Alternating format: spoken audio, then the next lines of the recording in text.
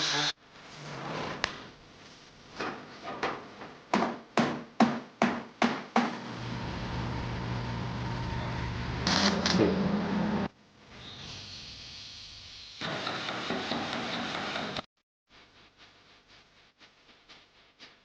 I think the best way to fix this is going to be to come in here and just take a strip out like so to somewhere.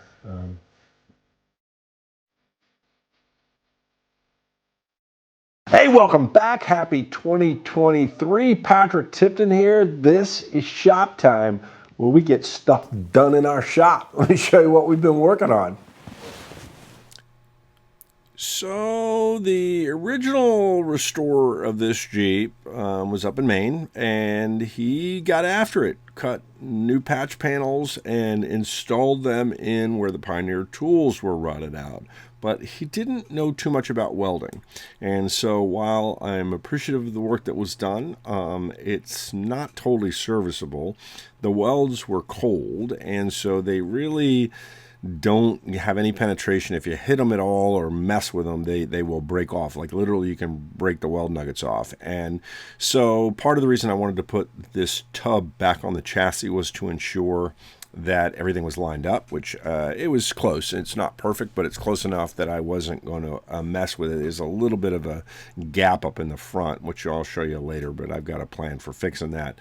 But the rest of it's close enough that there's really nothing wrong with it. And so I've been kind of avoiding and dancing around this a little bit. I obviously fixed the patch where the CJ2A gas tank was last episode, and I've been thinking about grinding these little welds off, or thinking maybe it would be possible to take the TIG welder and simply fuse them all in. So use the bead that he had already put in there and try to make it go where I wanted it to, so I had good penetration and serviceable welds. So the first step was to see if I could do that. I tried to cut some of the material off the welds with the grinder. He had also, there's a patch or a seam right there, and he had welded those in, and when he did it, it kind of pulled the front section up a little bit higher than it was supposed to be, so it doesn't lay down correctly. So I'm trying to, like a surgeon, use that grinding disc and clean that up. There's also a couple of cracks on the top of the opening where you get in and out that were allowing that opening to sort of go in toward the center of the Jeep. So anyway, I grabbed the TIG welder because I could clean it well, fix that, and then I'm trying to fuse weld basically what was already there. And you know, the bottom line was I wasn't happy with it. The welds were not flowing the way they're supposed to. I think there's just too much contamination in the original weld that he put in there. It had been painted. Now, while I cleaned it up to bright, shiny metal, just some combination of everything just meant that it wasn't fusing correctly. So I decided that the best answer was to grab my Dremel here and use a tiny little disc and cut through all the metal. Because the other thing that he didn't do right was the butt welds weren't totally matching up. So some parts, the original metal was proud, in other words, sticking out too much on the outside of the Jeep, and the original metal was on the inside, and vice versa. And so there was a bunch of waves in it, and it's really, really hard to fix that. I mean, if you don't get it right the first time, you're going to be chasing it. And the reason is, you know, you're only dealing with 50,000s. If you have it a little bit too much on one side and you grind too much, all of a sudden now you have a thin spot, and now you're trying to blend things in. And again, you can chase it and get it all right, but it's a lot easier to do it right the first time. So the more I did this, the more I said, man, I got to take this fender off too, because part of that seam is in front of the firewall. And so I needed some access to that as well. So I popped the fender off, and with the fender out of the way, I could also hammer a little bit closer to the edges, which is beneficial, and see what else I was up against. And about this point too, I'm looking and I realize that there's a decent amount of distortion in that upper section of the original metal. There's a big dent there, and you can see I started cleaning up the paint because it's now obvious to me that if I don't shrink that back down to more or less the correct plane, that I'm going to be chasing metal everywhere. And again, I want that butt joint to lay perfectly up against the new metal the entire way. And if I don't do that, the more careful I am here, the easier it is to make this patch disappear. So I'm like, all right, I don't really want to be doing this, but I'm going to have to shrink that area, the real shiny part right in the center, and then go back and weld it. So that's what I did.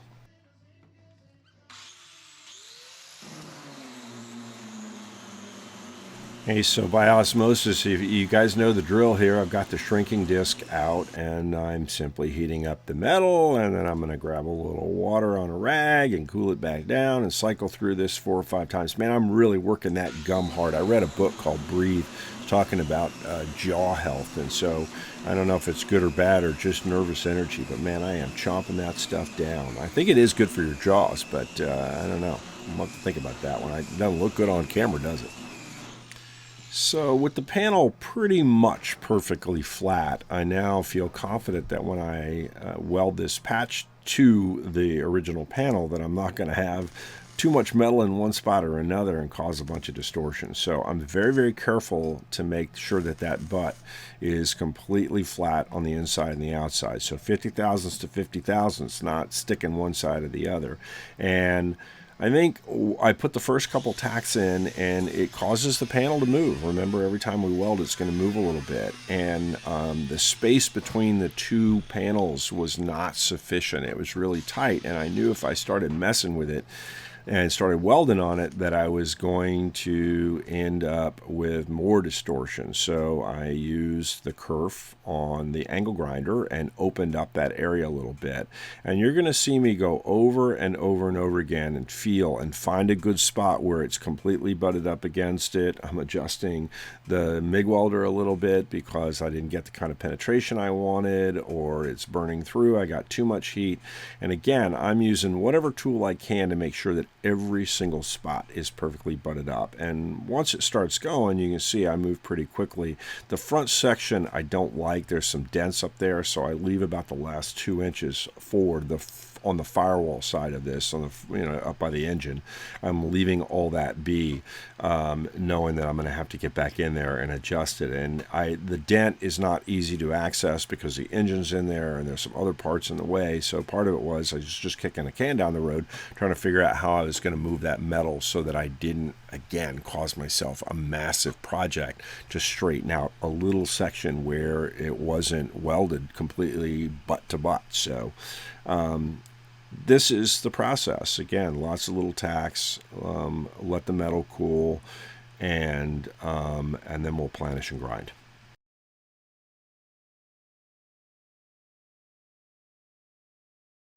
So one of the other things you're going to have to learn how to do if you're going to restore a Jeep tub is filling holes, because people added tops and toolboxes and antenna mounts in this case to the side. So the easiest way I found to do it, if the hole's big enough, you obviously can make a patch. If the hole's not that large, then you can grab some copper. I, in this case, have a piece of copper bar that's about 1.5 inches wide by about 1/4 inch thick, and I've simply clamped it up flush against the back behind the hole, and then I am going to circle around in a little circular way until I fill the hole in. Then I will grind it down a little bit and planish it and do a little bit more of the same old process that we've done. Now, in this case, I'm filling this up before I finish completely flattening that panel, because if I had completely flattened the panel and then did this welding, I would have distorted it yet one more time and had to do it again. So get the thing close, fill your holes in so that you're not really going crazy when you have to straighten everything, and then make the patch disappear on the both sides and flatten her up using all the tools that you guys know how to do.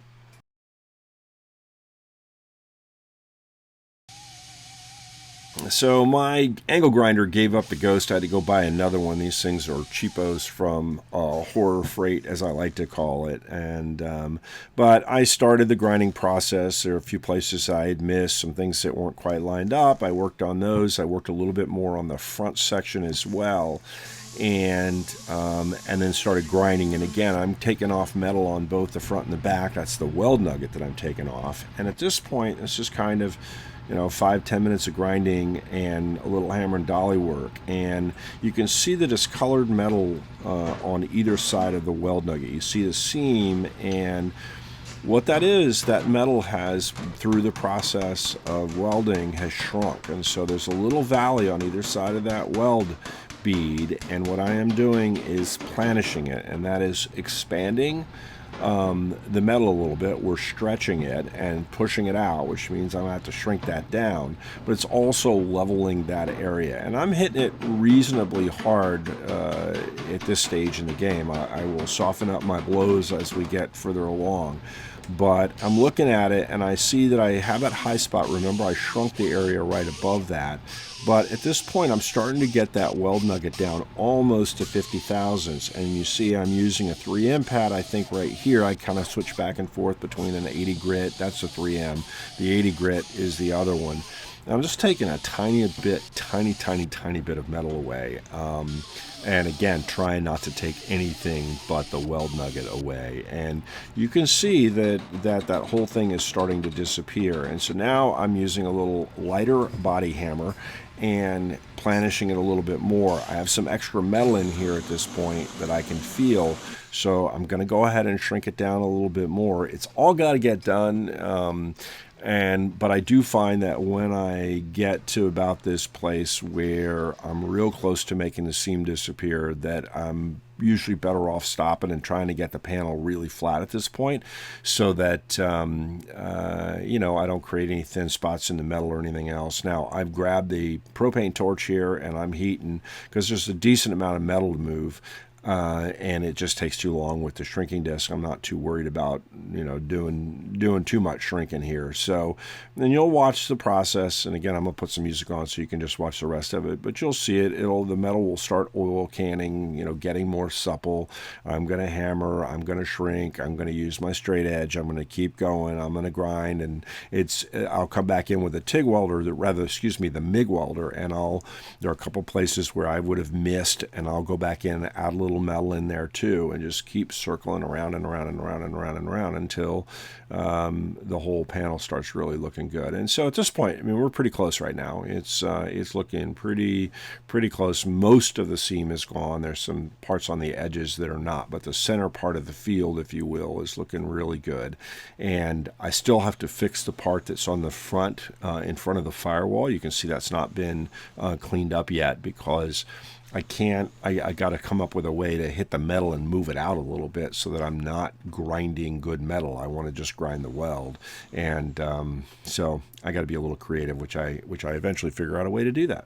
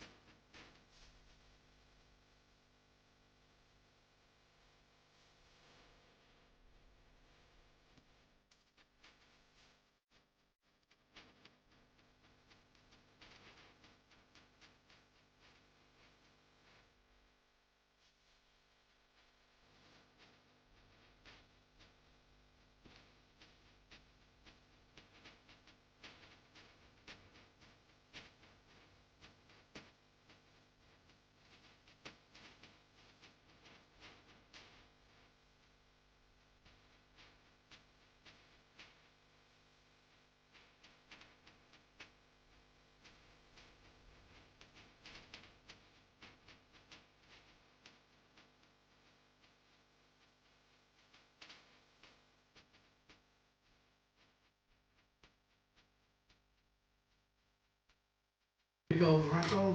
One. Okay, ready? So how long do you think this takes? This is a $12 part.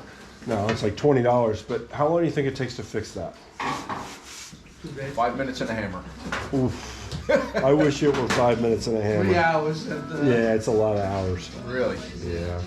It doesn't, I just feel it, and it's so bent. Oh yeah. It's just, and it's like, it's so, you can do a lot of it with your hands, but to make it flat and to make the metal taut again, because it was like, it's like you got to shrink it back enough that it tightens up, and it'll do it, and you'll feel it, and it'll be pretty rigid. But right now it's rigid because it's got dents in it. When you take those dents out, it's going to start going dum dum dum dum dum. Yes. So one of my favorite parts of this whole project is getting into places like the top edge of the Jeep that just don't want to go back into place and figuring out how to do them. So what do? Anything and everything we can to get this back. This was originally perfectly flat, and basically the sides of the tub have been rolled around. There's a flat part on the top and then a little edge on the inside. And then they added a doubler, which is just a little piece of U channel that got stuck up in there and spot welded to make the entire thing nice and firm and make it so that if you dropped your Garand on the side of the Jeep tub, you wouldn't dent the edge. And it works pretty well, but it means that once it gets bent, it's really hard to get it bent back into shape. And you can see we're doing all kinds of crazy things. You've got to get the sheet metal underneath it straight and in the right place, and then you've got to get this lip correct all the way down. And so you see I'm using a crescent wrench to raise it up a little bit. I'm using dollies. We are now going to use a crowbar or pry bar and put it on the center of that U and use a piece of wood across the rest of the inner fender well, put a bunch of pressure down and use heat to soften the metal up and let it pull up a little bit where it's been dented down. And like any other panel, in order to get this totally flat, you got to get everything straight. So we made a lot of progress. We spent about an hour working on this, and I'll show you in just a second where we ended up. It's not quite perfect, but it's getting much better. And what will most likely happen is I will come back after I finish straightening out the rest of the sides, and I won't be able to get them perfectly straight till this gets straight, but I'm going to get them a little bit straighter, a couple of dents out in the back here that need to be fixed. And so I've heated the center area right there, and then I'm tapping on the outside. So this is what we ended up with. You see those holes are not supposed to be there, but it is pretty straight, looks pretty attractive at this point. You can see in that second hole from the front, there's still a little bit of a wave, but not too bad. The passenger side is significantly straighter than the driver's side started out, but you can still see we got the same project to do here too, and we'll do that over the next couple of days.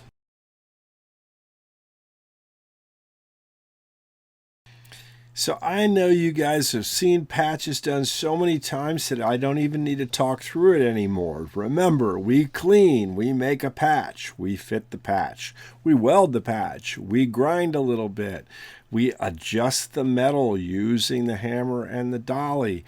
We grind a little bit more, we adjust a little bit more. Maybe we fill in a few spots that we missed the first time we welded it, and then we grind it flat, finally planish everything smooth, and call it a wrap. Hey, listen to some nice, cool jazz music and watch this happen here.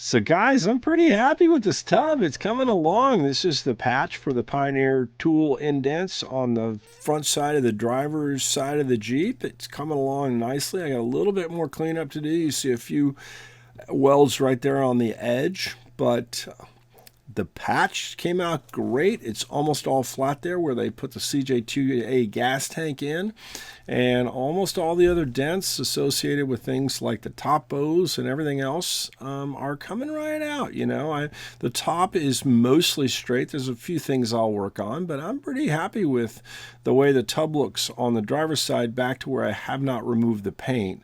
Now, we need to do some more shrinking right there, and I've got to finish this patch down here in the corner and then take out a bunch of little dents, but overall it looks really nice.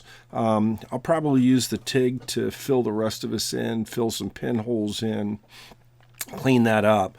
I also need to work on the rear panel. Now, we started mucking around with the rear panel a little bit, and the welds were sufficiently bad that I was able to break them off with just a little bit of effort, and so it's not quite in the right spot. You can see it's hanging over on the rear a little bit, so I've got to fix that.